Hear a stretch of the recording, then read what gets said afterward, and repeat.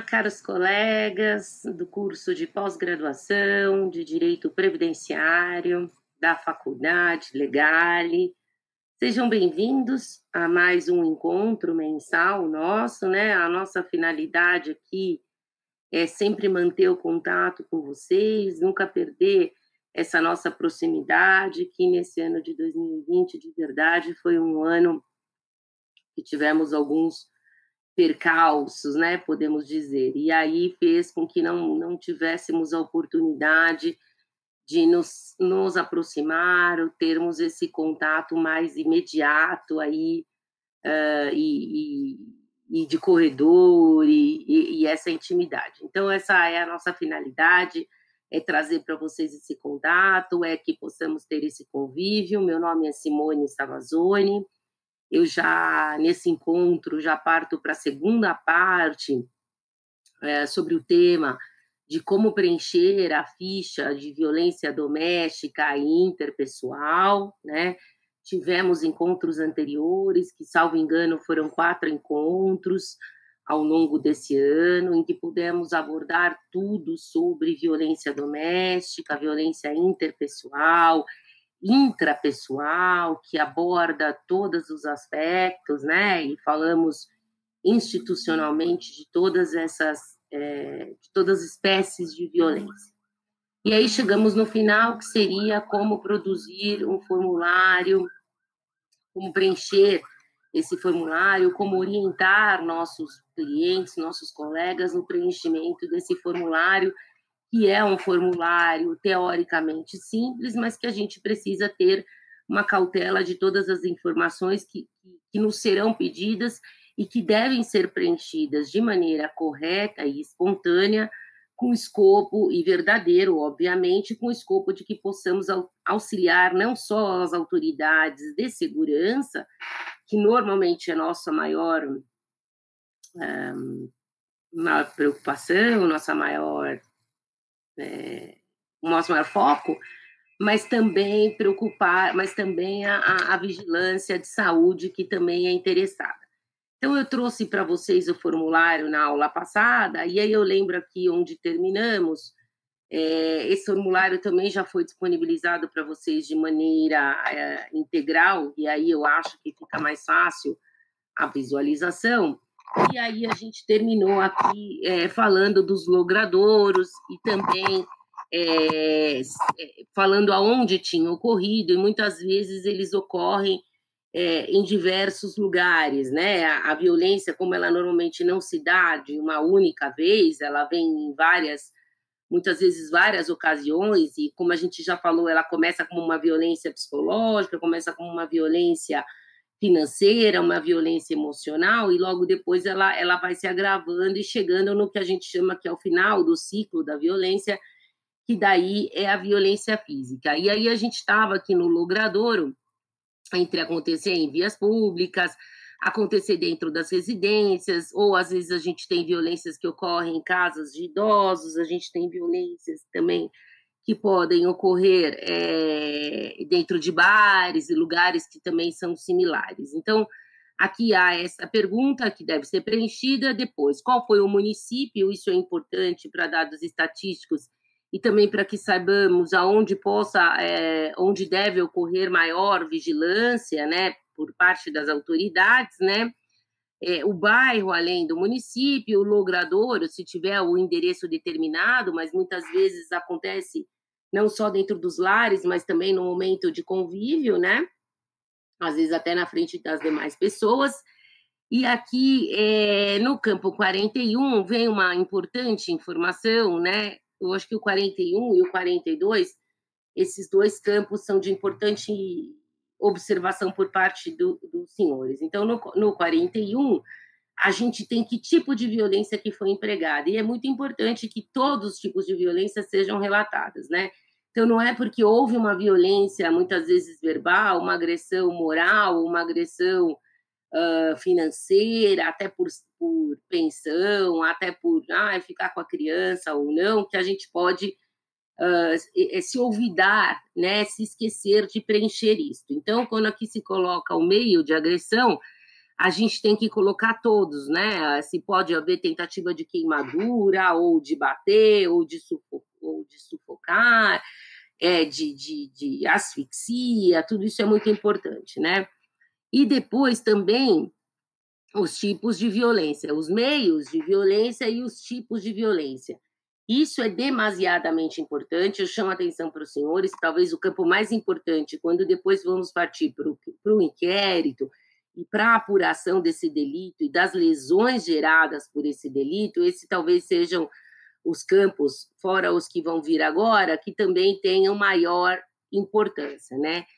Aí, aqui eu pergunto, aqui tem a pergunta se a violência, ela atingiu o assédio sexual, se ela atingiu, e veja, o assédio sexual não é só a penetração, né, vagina, pênis, qualquer tipo de assédio, pode ser desde um acariciamento, desde uma tentativa de penetração, pode ser também o sexo anal, né? Então, se houve o estupro, se houve o atentado violento ao pudor, é importante que, por mais humilhante, sabe, por mais constrangedor que isso possa ser, que isso seja relatado. Veja, eu tive agora o depoimento, né, gravado, e depois eu não sei se vai ser o caso de eu passar para vocês, mas por uma médica, que é uma médica formada há 20 anos, e já era médica, que foi vítima de violência. E veja, ela foi vítima de violência e ela tinha vergonha de falar, justamente talvez por ter um grau de instrução, e por essa instrução ela ter sido vítima de violência. Então, veja, é uma situação muito delicada, que não acomete, que não pega, né, os lares ou as pessoas que têm menor condição financeira, mas acaba pegando toda e qualquer situação que exista, né? E aí, se o sexo foi oral, foi anal, foi vaginal, e aí se pôs de todas as formas, como foi, e o período, né? Depois nós vamos ter lá embaixo informações complementares e observações em que isso será relatado, né? O número o número, as númeras vezes que isso aconteceram, né? E depois quem era, qual era o tipo de relação que tinha, e se alguém também na residência, isso é de muito importante informação, tinha ciência desse fato. Se alguém sabia o que estava acontecendo, né? Ou se ignorava, se algum ex-namorado, se alguma pessoa da relação, ou se alguém também tinha ciência. O sexo do autor da agressão, né? E aí a gente vem afastando qualquer suspeita. Então, as consequências, se isso gerou uma gravidez, se isso gerou uma doença transmissível, uma DSV, se isso gerou um aborto, o que isso pode ter ocasionado, né? Se é que gerou aí uma cópula vaginal com ejaculação também, isso será questionado, eles têm que saber. O perfil da pessoa, se era um portador de uma doença venérea, né? Infelizmente, eu tive também relatos em uma comunidade um pouco mais simples, em que um portador de HIV, ele forçava as meninas a terem relação, né? Então, ele era sabedor dessa doença, de ser portador desse vírus do HIV, e aí ele acabava tendo a relação com as meninas. Então, tudo isso vai ter que ser preenchido, né? A evolução do caso, se daí houve, de repente, uma tentativa de homicídio, muitas vezes a gente chega a óbito, às vezes quando tem que preencher, infelizmente, óbvio, esse boletim, né?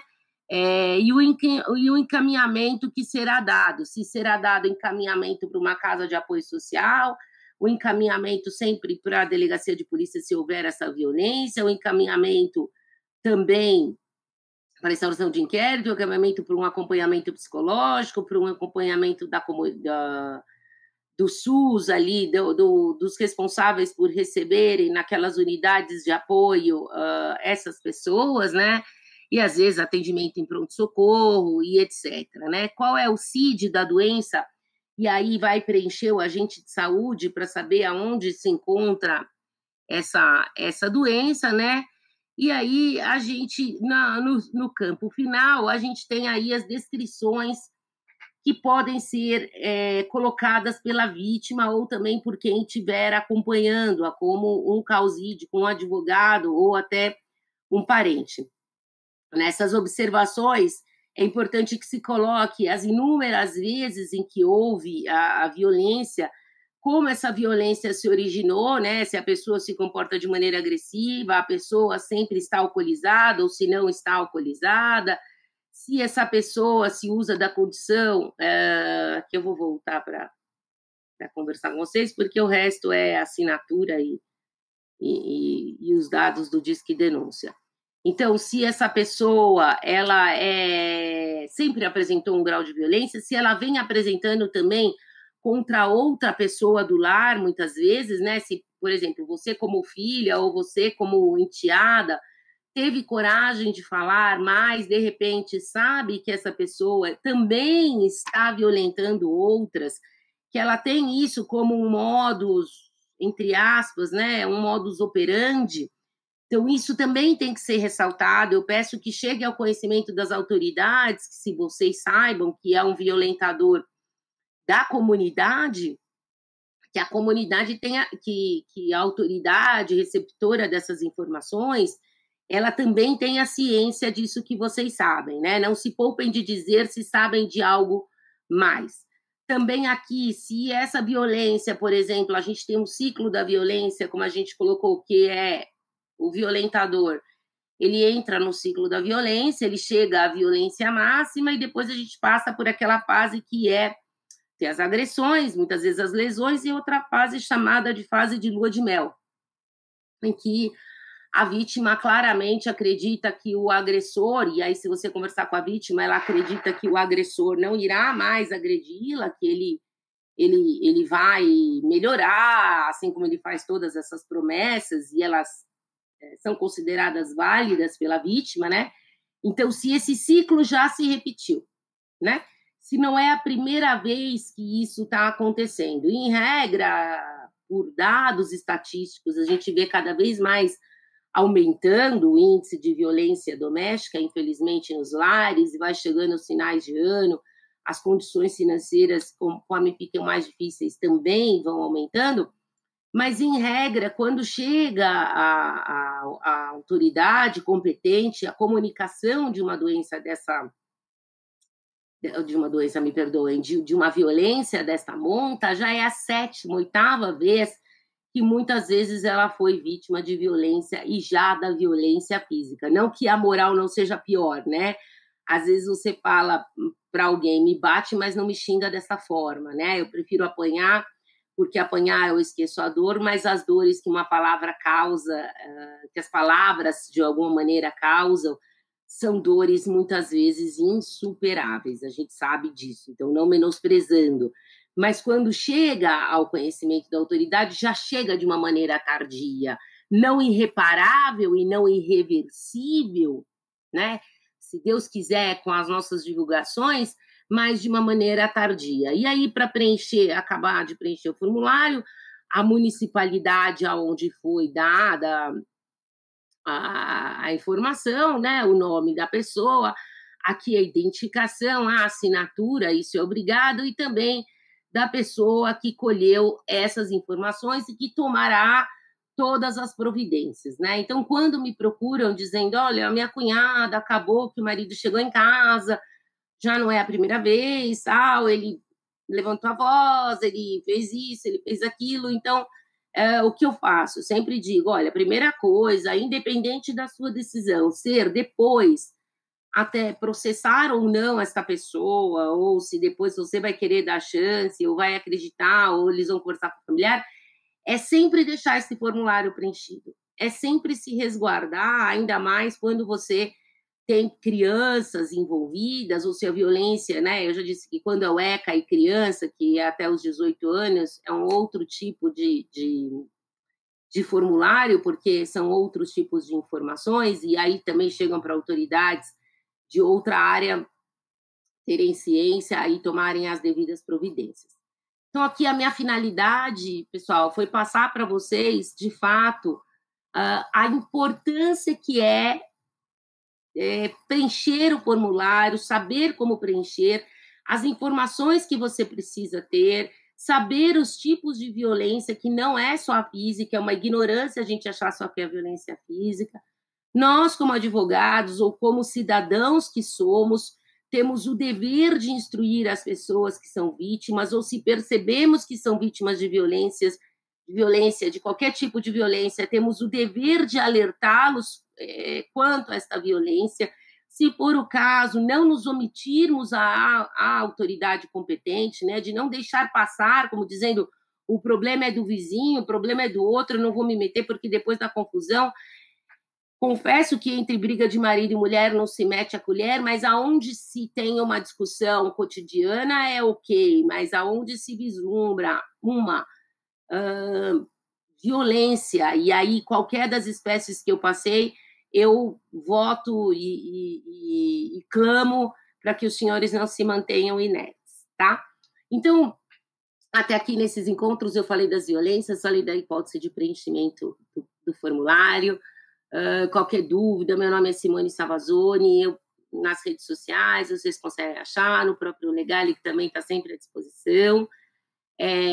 Eu faço desejos de muita saúde para todos, de muita paz, de muita resiliência para todos nesse momento.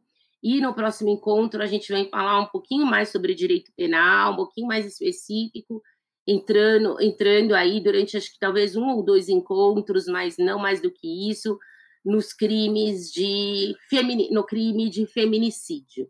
E aí eu estou preparando para vocês depois algo para a gente entrar em crimes de veículo automotor, que também é um outro assunto super interessante.